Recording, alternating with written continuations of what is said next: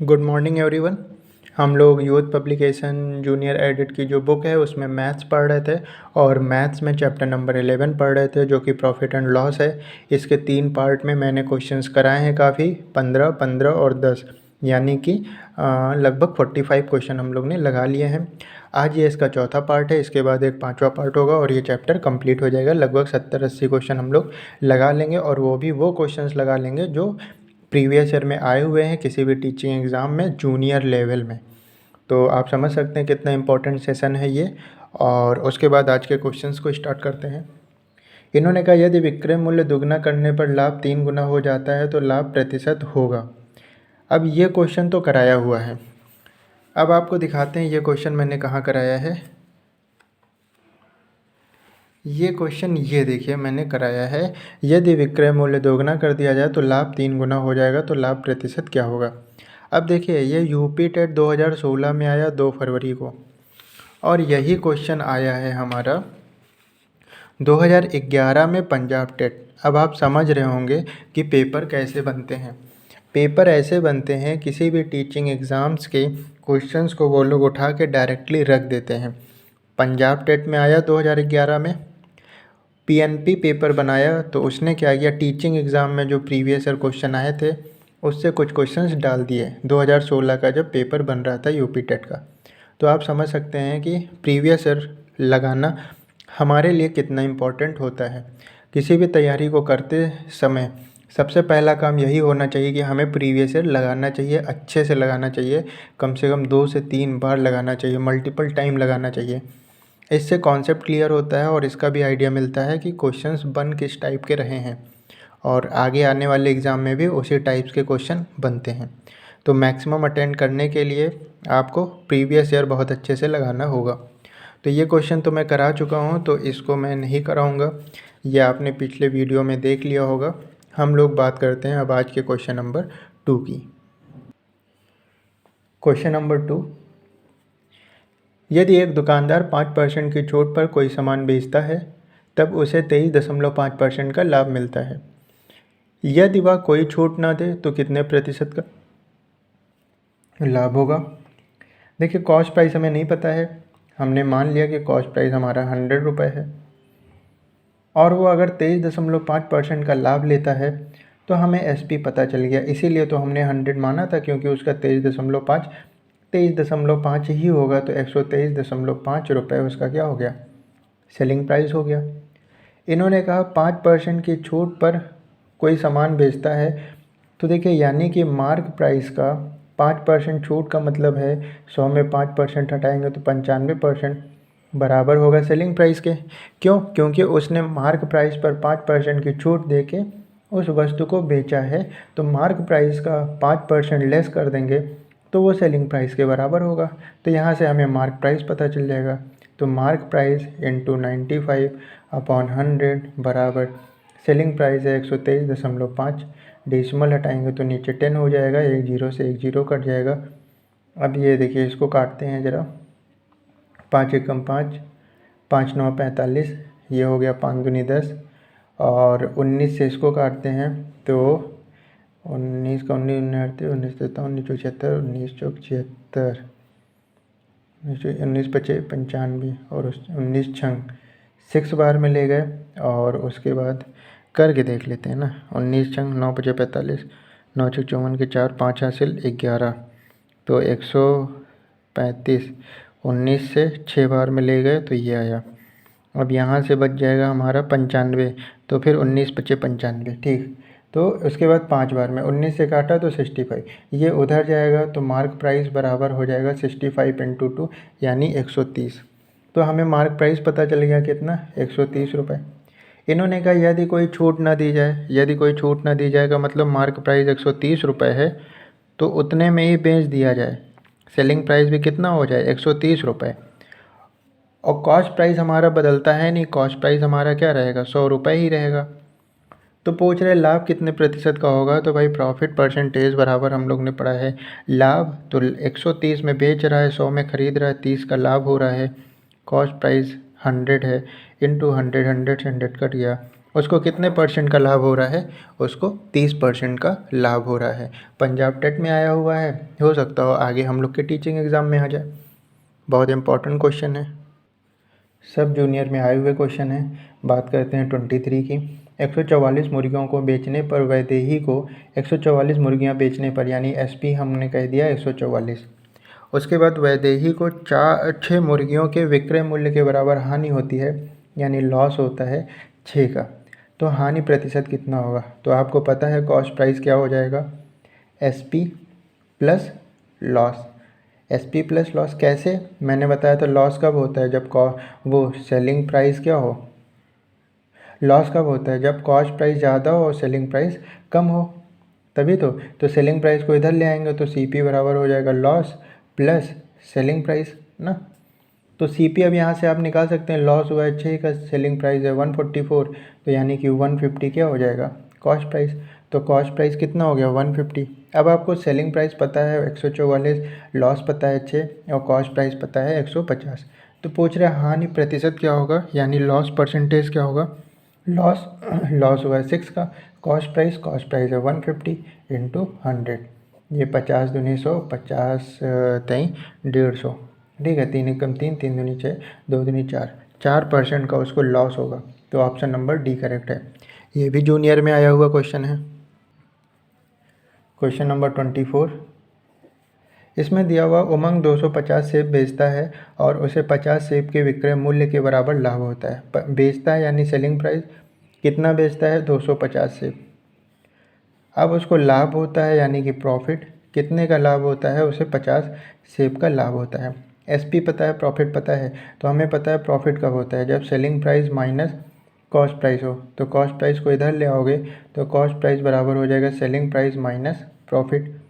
Selling price है 250 minus profit, तो यानी 200 रुपये क्या है? कॉस्ट प्राइस है और 250 सेलिंग प्राइस है और प्रॉफिट 50 है। तो लाभ प्रतिशत कितना होगा, यानी कि प्रॉफिट परसेंटेज कितना होगा? प्रॉफिट हो रहा है 50 का अपॉन कॉस्ट प्राइस है 200 इंटू 100, 2 जीरो से 2 जीरो, 2 से काटा 25, यानी कि उसको कितने परसेंट का प्रॉफिट हो रहा है?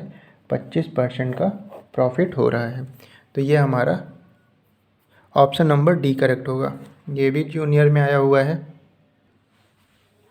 उसके बाद क्वेश्चन नंबर 25, इसमें दिया हुआ है एक दुकानदार किसी वस्तु का मूल्य जिसका वास्तविक मूल्य 100 रुपये है, यानी रियल प्राइस जो है उसका 100 रुपये है, 10% बढ़ाकर अंकित करता है, यानी मार्क प्राइस वो 100 का 10% 10 होगा, तो यानी 110 रुपये मार्क कर देता है कि भैया 110 रुपये का है, और वह उस वस्तु पर 10% कमीशन देकर ग्राहक को बेचता है। कोई ग्राहक आया तो 10% का कमीशन देता है उसको, यानी कि 100 का 10% वो कमीशन देता है, सॉरी, वह उस वस्तु पर 10% कमीशन देकर ग्राहक को बेचता है। तो कमीशन जो है वो मार्क प्राइस पे देगा ना, हम लोग तो वहाँ उसके वास्तविक मूल्य पर जा रहे थे, मार्क प्राइस पर वो कमीशन देगा। तो मार्क प्राइस है 110 का 10% निकाल लो, 2 जीरो से 2 जीरो कट गया, मतलब 11 रुपये का वो कमीशन देता है ग्राहक को। तो 110 रुपये मार्क प्राइस है, 11 रुपये कमीशन दे रहा है, तो यानी कि उस वस्तु को कितने रुपए में बेचा? सेलिंग प्राइस क्या होगा भाई? मार्क प्राइस और माइनस जो कमीशन दिया, यानी 99 रुपये में बेच रहा है। तो 100 रुपये का वस्तु था, उस वस्तु का वास्तविक मूल्य 100 रुपये था और वो 99 रुपये में बेच रहा है। तो यहाँ पे उन्होंने सेलिंग प्राइस ही पूछा था, तो ये हमारा ऑप्शन नंबर सी करेक्ट हो जाएगा यहाँ पर। उसके बाद क्वेश्चन नंबर 26 कह रहा है निम्न में से कौन सा कथन असत्य है? तो छूट यानी कि डिस्काउंट बराबर mark price minus selling price, बिल्कुल सही बात है। डिस्काउंट का मैंने बताया था आपको, डिस्काउंट क्या होता है? जो मार्क प्राइस होता है और सेलिंग प्राइस का डिफरेंस जो होता है, मतलब मार्क प्राइस जैसे 100 रुपये है और उसने उसको बेचा है 90 रुपये में, तो यानी डिस्काउंट कितने का किया? डिस्काउंट किया उसने 10 रुपये का। तो कैसे पता चला मार्क प्राइस में से आपने सेलिंग प्राइस निकाला? तो यानी कि हमारा पहला तो सही है, इसने गलत पूछा था। उसके बाद दूसरा दिया डिस्काउंट बराबर विक्रय मूल्य यानी कि selling price minus cost price. जी नहीं, selling price minus cost price ये तो होता है हमारा प्रॉफिट का फॉर्मूला। तो ये प्रॉफिट का अगर होता तो सही होता, इसने डिस्काउंट का कहा है तो यही वाला गलत है और जो गलत है वही सही है। लाभ यानी profit selling price minus cost price सही है। Loss cost price minus selling price ये भी सही है। तो हमारा ऑप्शन नंबर बी जो है वो करेक्ट होगा यहाँ पर, क्योंकि इन्होंने गलत पूछा है। क्वेश्चन नंबर 27, कोई व्यक्ति एक्स 100 रुपये की एक गाड़ी को 10% के लाभ पर वाई को बेचता है। यह एक्स और इसने वाई को बेचा, 100 रुपये की गाड़ी थी और इसने वाई को 10% के लाभ पर बेचा है, यानी 110 रुपये में बेचा है, 10% का लाभ हो गया। वाई ने उसी गाड़ी को 10% की हानि पर जेड को बेच देता है। जेड को 110 रुपये के 90% में बेच देता है 10% की हानि पे। ये कट गया, यानी 99 रुपये में बेच देता है। तो जेड उस गाड़ी को कितने रुपए में ख़रीदता है? 99 रुपये में ख़रीदता है। हमारा पहला ऑप्शन ही यहाँ पर करेक्ट है। अगला क्वेश्चन है, एक व्यक्ति ने एक रेडियो को 810 रुपये में बेचा, यानी कि सेलिंग प्राइस 810 रुपये। 10% की हानि उठाई, यानी लॉस परसेंट कितना हुआ? 10% का हुआ। तो कॉस्ट प्राइस आप पता कर लेंगे। आपको पता है कॉस्ट प्राइस इनटू लॉस को 100 में माइनस कर दें तो वो सेलिंग प्राइस के बराबर होगा। कॉस्ट प्राइस पता नहीं है, लॉस हुआ है 10 का तो 100 में घटाएंगे तो यानी 90% बराबर सेलिंग प्राइस, यानी कि 801। एक जीरो से एक जीरो कट गया, 9 एक कम 9, 9 9 81, यानी कि कॉस्ट प्राइस कितना है? 900 रुपये। कॉस्ट प्राइस आपको कितना पता चल गया? 900 रुपये। फिर उन्होंने कहा 1035 में अगर बेचे तो, यानी कि अब न्यू जो सेलिंग प्राइस है वो कह रहा है 1035 रुपये में बेचे, तो उसे कितने परसेंट का लाभ होगा? तो प्रॉफिट परसेंटेज बराबर प्रॉफिट कितने का हो रहा है उसको? 135 का, है ना, क्योंकि 1035 में बेच रहा है, 900 का ख़रीदा है, तो 135 का प्रॉफिट हो रहा है। सेलिंग प्राइस क्या है? कॉस्ट प्राइस क्या है? 900 और इंटू 100। 2 जीरो से 2 जीरो कट गया। अब देखिए 3 त्रिक का 9, 3 चौक 12 और 3 पचे 15, फिर 3 से काटे तो 3 एकम 3, 3 पचे 15, यानी कि उसको 15% का प्रॉफिट हो रहा है। और यहाँ पे हमारा ऑप्शन नंबर डी करेक्ट है। क्वेश्चन नंबर 29, दिया हुआ है राजेंद्र को एक रेडियो 510 रुपये में बेचने पर 15% की हानि होती है, यानी कि सेलिंग प्राइस कितना है? 510 रुपये। 15% की हानि होती है, यानी लॉस परसेंट बराबर कितना पता है? 15%। तो यहाँ से आपको पता है कॉस्ट प्राइस लॉस परसेंट 100 में से माइनस करेंगे बराबर होगा सेलिंग प्राइस से। इससे आपको कॉस्ट प्राइस पता चल जाएगा। CP इंटू 15 हटा देंगे तो 85% बराबर 510 के। अब देखिए 85 की टेबल कई बार पढ़ेगी है, तो 8 45 8 48, 6 बार करके देख लेते हैं। 6 पंचे 30 के 0 3 हासिल और 8 48 3 51, यानी 85 1 जा और 85 6 जा। तो कॉस्ट प्राइस हमें पता चल गया 600 रुपये, यानी 600 रुपये की वो चीज़ है। फिर इन्होंने कहा कितने में बेचा जाए कि 15% का लाभ हो जाए, तो यानी कि सेलिंग प्राइस पूछा है, हमने बताया है सेलिंग प्राइस का relation cost price into profit percentage को 100 में ऐड कर दो। कॉस्ट प्राइस है 600, प्रॉफिट लेना है 15% का, यानी 115% ना, प्रॉफिट लेना है 15% का, तो 115%। 2 जीरो से 2 जीरो कट गया, 115 6 पंचे 30 के 0 3 हासिल, 6 कम 6 3 9 और 6 कम 6, यानी कि 690 रुपये का उसको क्या होगा? बेचना पड़ेगा, तभी तो वो 15% का लाभ ले पाएगा। तो यहाँ पे हमारा ऑप्शन नंबर डी करेक्ट है। क्वेश्चन नंबर 30, मोहन ने एक कार 25,000 में खरीदी और 2 लाख, ठीक है। मोहन ने एक कार 2,50,000 में खरीदी का मतलब कॉस्ट प्राइस, कितने में खरीदा? 2,50,000 रुपये में खरीदा और 3,48,000 में बेच दिया, यानी कि सेलिंग प्राइस क्या है? 3,48,000। तो 3,48,000 में बेच दिया, तो उसे कार पर कितने परसेंट लाभ हुआ? तो लाभ पहले निकाल लीजिए, यानी प्रॉफिट वो कैसे पता चलेगा? 3,48,000 में से 2,50,000 माइनस कर दीजिए, ये 3 जीरो हो गया, ये 8 हो गया, 14 में से 5 गया, 9 हो गया, यानी कि उसको लाभ हो रहा है 98,000 का। तो प्रॉफिट परसेंटेज पूछा है, तो 98,000 अपॉन कॉस्ट प्राइस है 2,50,000 और गुणे क्या 100। तो 3 जीरो और ये 3 जीरो कट गया, 1 जीरो से ये 1 जीरो कट गया, 5 दूनी 10, 5 हम 25, 8 दूनी 16, 9 दूनी 18, 1 19, 8 दूनी 16 के 6 एक हासिल, 9 दूना 18, 1 19 और 5 से कर देंगे तो 5 तेई 15 और ये हो जाएगा फिर 5 9 45, 1 डेसिमल लगाएंगे, जीरो बढ़ाएंगे, 5 दूनी 10, यानी कि 39.2% का उसको लाभ होगा। और ये हमारा ऑप्शन नंबर बी में दिया हुआ है, तो ऑप्शन नंबर बी करेक्ट होगा। क्वेश्चन नंबर 31, इन्होंने कहा किसी वस्तु का अंकित मूल्य 8,000 रुपये है तथा 7,200 में बेचा जाता है। अंकित मूल्य का मतलब समझ रहे हैं, मार्क प्राइस। मार्क प्राइस है 8,000 रुपये और 7200 में बेचा जाता है, यानी कि सेलिंग प्राइस है उसका 7200 रुपये। और इन्होंने पूछा है डिस्काउंट परसेंटेज, यानी कितने परसेंट का डिस्काउंट हुआ है, ये हमें बताना है। पहली क्लास में मैंने जब आपको सारी चीज़ें एक्सप्लेन करी थी, सारे फॉर्मूले बताए थे, तो वहाँ पे मैंने बताया था आपको डिस्काउंट परसेंट बराबर होता है discount upon mark price into 100।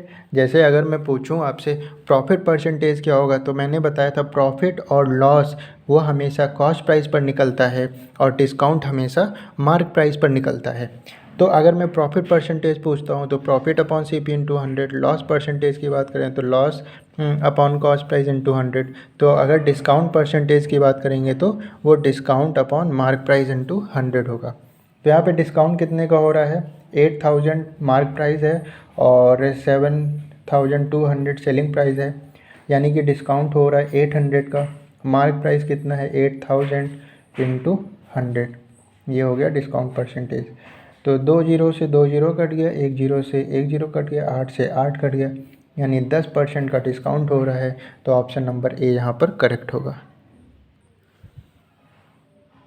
Question number 32, इन्होंने कहा यदि मद ए का मूल्य मद बी के मूल्य से 25% कम है, यानी ए का जो मूल्य है 25% कम है, तो 75% है बी के मूल्य से। 25 नहीं 75, 25 चौका 100, तो ए अपॉन बी बराबर 3/4 के, यानी ए 3 है तो बी 4 है।